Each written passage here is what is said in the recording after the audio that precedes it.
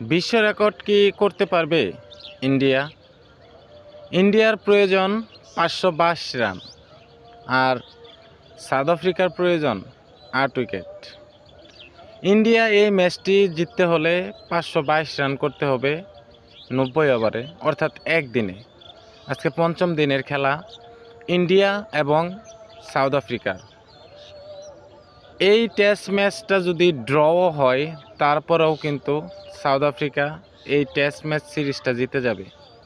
দীর্ঘ 22 বছরের অপেক্ষার অবসান ঘটবে সাউথ আফ্রিকা ক্রিকেট টিমের। ইন্ডিয়ার ক্রিকেটাররা কি আজকের সারাদিনটা কাটাতে পারবে? আজকের সারাদিনটা অল আউট না হয়ে কি আজকের দিনটা শেষ করে ড্র করতে পারবে ম্যাচটা?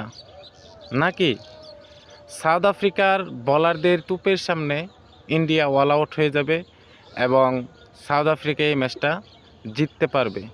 অবশ্যই কমেন্ট বক্সে জানিয়ে দেবেন আপনাদের মতামত। আর এই ম্যাচটা যদি ইন্ডিয়া জিততে চায়, তাহলে ইতিহাস গড়তে হবে ইন্ডিয়াকে।